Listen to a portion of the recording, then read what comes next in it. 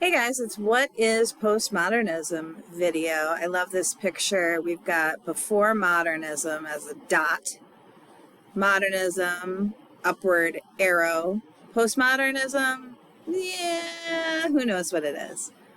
So let's talk about this a little bit more and what these three theories, movements of art are. All right, I'm going to use visual art to guide us. And this is our first picture to guide us. This is representative of the realist movement. So it's by Jules Breton, and it's called The Weeders and painted in 1868. In the foreground, we have women weeding the ground. In the background, a woman staring off to the sunset. Moon is rising. She looks like she's done with her day. And the figures are a little bit shadowy, a little bit hard to make out, but they look fairly realistic, as if, you know, if you would have taken a picture, you would have had a similar result. Here is our visual piece to represent modernism. And this is a Cubist painting by Pablo Picasso, his famous Guernica from 1937. It depicts motion in a two-dimensional form. We can see faces, a lot of different faces. They're strange at first, but when you give it a second, you realize that the faces are from multiple vantage points, or as if the faces are moving. So we have one view of the bull here, another sort of side view of the bull here. And so we have all of these multiple faces and multiple views of faces at the same time. Our third piece is going to represent postmodernism, and this is Andy Warhol's Marilyn Diptych from 1962. It is a screen print of a bunch of Marilyn Monroe faces, and on the left they are all fancifully colored, and on the right we have black and white. The ones on the left sort of remind us of Monroe's larger-than-life persona, while the black and white ones on the right kind of remind us about images fading or being blurred or maybe not being captured entirely correctly. But I think at the end, after looking at this same image screen printed over and over and over and over again, we're left wondering, why? Why'd you do this, Andy? Why did you repeat her face over and over? So these three pieces of art will be emblematic of our three movements. Let's talk first about realism and the Weeders. Realism is the late 19th century. It's fueled by the Enlightenment, which is a period in European history during the 17th century when science and reason supposedly guided societal progress. It was believed that the perfectibility of human nature was possible and achievable through advancements in science. Realism in art is the theory or practice of fidelity to nature and to accurate representation without idealization. Most typical views, details, and surroundings are of the subject matter, and realism rejects imaginative idealization in favor of a close observation of outward appearances. In realism, there's an emphasis on detachment, objectivity, like a journalist, and accurate observation. There's some restrained criticism of social norms, and an emphasis on humane understanding. Generally, it focuses on the working or middle class. The works generally focus on qualities of daily life in normal society, and as a result, the characters, not the plot, in works of literature are considered most important. And also in literature, the narration is important. It's generally close to everyday speech so that it appeals to and represents the average person in society. One crucial aspect of modernism is the unembellished nature of the descriptions, the characters, and the plot. This is considered to be a crucial aspect inherent in all realism. So if you think of the Weeders, we have this thing going on, or all of these elements going on. We have the regular people weeding the field. There's a little subtle kind of criticism of the fact that they've had to be doing this all day long and they don't have a lot of thoughts beyond this everyday speech, but everything is depicted in a very realistic way. So let's look at some writers of realism. In the 19th century, we've got Charles Dickens, George Eliot, Walt Whitman in America, Willa Cather, Mark Twain. And in the 20th century, they're often called naturalists, and this would include John Steinbeck. You read his book Of Mice and Men, and Richard Wright. Moving on to modernism now. Modernism is the 19th and early 20th century. And this is describes a collection of cultural movements, really looking for better solutions, realizing that the movement that preceded it wasn't perfect, which is really what motivates every movement in art.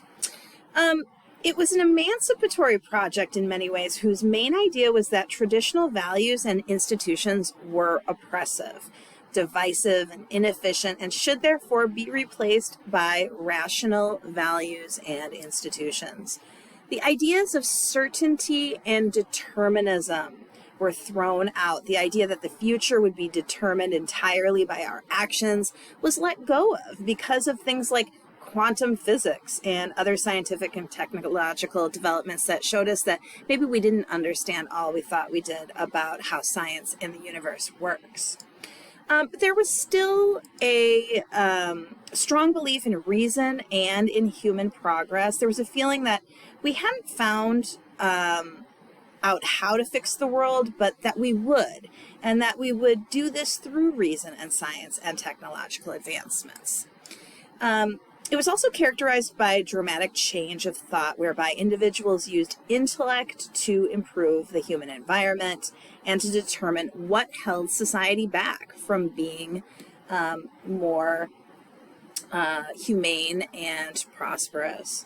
Modernism also brought about a reform in all spheres of life with the aid of science, technology, and experimentation in an attempt to free humanity from its historic baggage. And you can see how this would be a response to World War II, the second great war of the 20th century. In a lot of ways, because what was really important was creating perceptual, in art there was a movement to abstraction and self-conscious art over producing art that recreated the realistic pictures around us. And because what was really important was creating a perceptual truth over reality, getting the viewer, the audience, to feel something that is universally true and not limited to a particular individual of a particular culture in a particular place. This was really a break from realism because the artist was no longer looking to recreate reality on the canvas or to tell a story with just one reality or one meaning. So think of Picasso's work with the multiple faces, the multiple views of the faces. There is more than just one perception of what is going on there. All right, so when we're talking about modernism, a common poem that is used is William Butler Yeats' The Second Coming. This is where we get the title to the Chinua Achebe text you read in 10th grade, Things Fall Apart. But then also this idea that the center cannot hold. Things are spiraling, spinning out of control, and the center can't hold, but we just need to find a new center. And so it is possible to fix things as long as we reassert a new grand narrative. All right, now on to postmodernism. Oh, just kidding. We're going to talk about qualities of modernism. Formalism over tradition is key. Modernists tried to produce timeless products that were not tied to tradition, but instead relied on formal, sometimes mathematical rule sets. In literature, this meant an adherence to particular forms and structures, like Robert Frost's use of rhyme and meter in his poetry, while still voicing themes of uncertainty and dread. Multiple narrators or narrative points of view are important. Unreliable narrators, who are usually outed explicitly as unreliable, are used a lot. Disjointed timelines, a plot that's not sequential, that doesn't go in order, is often used. a blending of genre like poetry, prose, and sometimes visual art in an effort to confuse where one medium begins and another one begins. And then the use of stream of consciousness. You saw that a little bit with your study of Virginia Woolf last year. So here are some different modernist writers. Okay, so now on to postmodernism. Postmodernism started, it's the artistic movement that we are now in, and it started maybe in the 1940s. It'll be clearer in a couple hundred years when none of us are around to know exactly what started it. But this specifically, I think I said last about modernism being a response to World War II. I meant World War I. Modernism is a response to World War I. Postmodernism, in a lot of ways, is a response to World War II. But post in the title reflects that this movement is a reaction to modernism, but also that it's the other side of the same coin. And so it might be its own movement, or an actual period of its own, just isn't named yet, or it might be a transition to another period. Again, we're not going to know for a while. And it probably won't be until we are all gone. But postmodernism was a reaction to modernism, and it challenged modernism. It was influenced by the disenchantment brought about by the Second World War. In literature, this has amounted to a reaction against an ordered world view, and therefore against fixed ideas about the form and meaning of texts. Relativism means that there's no objective truth, and that meaning is really only derived by an individual. Everything is relative to its context, including the reader and the audience. It can be thought of as a nihilistic response to modernism. It's the idea that modernism can never be attained because of differences between cultures and individuals. And so we can't continue to make things better, to pursue this. It's not worth even trying. Since it was a belief of no objective truth, there can be no grand narratives. And postmodernism attacked ideas of rationality, objectivity, and universalism. Grand narratives like freedom, societal progress, scientific progress were criticized by postmodernists, who instead emphasized that difference rather than forced unity should be celebrated. It includes suspicious attitudes toward truth claims and looks at truth claims as not what they claim to be, but instead as attempts to control people. And this comes from Jean-Francois Lyotard's famous work, The Postmodern Condition, a Report on Knowledge from 1979, published in Quebec. And he famously defines the postmodern as incredulity toward meta-narratives, where meta-narratives are understood as these grand narratives, these totalizing stories about history and the goals of the human race that ground and legitimize knowledge and cultural practices. So think of meta-narratives as big stories. That's what the word Lyotard used literally translates to. And he defined modernity or modernism as the age of meta-narratives that were legitimized, and postmodernity as the age in which meta-narratives have become bankrupt. They no longer work. And through his theory of the end of meta-narratives, Lyotard develops his own version of what tends to be a consensus among theorists of the postmodern, that postmodernism is an age of fragmentation and pluralism. It's a loss of faith in human reason.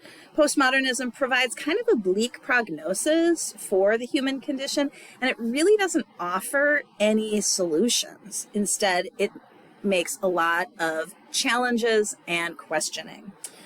Maybe there is no way to find objective truth in our world, and you should be very skeptical if someone says they have found it.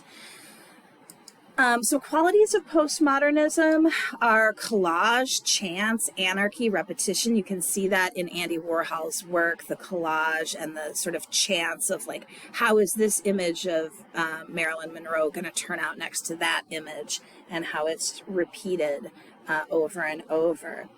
This is more interesting than following one set of rules, according to postmodernists. Pastiche, where you're mimicking, but in order to create your own piece, another work.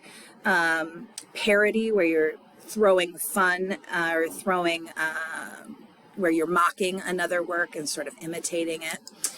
The absurd, the anti-hero, magical realism are all concepts that are developed during postmodernism. The reliability of the narrator is also called into question with postmodernism, but not just whether the narrator is reliable or not, but whether there really is any question of reliability or truth. Does truth exist at all? Several facets of modernism remain, but the focus tends to be on questioning authority and societal standards. Like, what makes art important? Why do people follow society's standard? What is art? Is another question asked. These are all central questions to postmodernism. Postmodernists wanted to challenge audiences and force them to ask questions instead of acting as if they or anyone has a clear answer for the world's problem. And as soon as someone tells you something is authentic, a postmodernist questions that, because authenticity itself is a lie. They're also blurring the line between high and low art, art and commerce. And finally, here's a little chart to show you kind of the difference between modernism and postmodernism. Modernism, the idea that, we can still save things if we can figure out the right answer. Right now, we don't have the right answer, but we can find it. They reject a lot of things like traditional conventions. Well, postmodernism rejects everything else. So postmodernism, there is no center. Modernism, the center can't hold. We need to find a new one. Postmodernism, meh. There's no center. There's no spinning. Nothing is anything. All right, welcome to postmodernism. We will talk about this a lot as we're reading Tim O'Brien's The Things They Carried. Thanks for listening to this long video.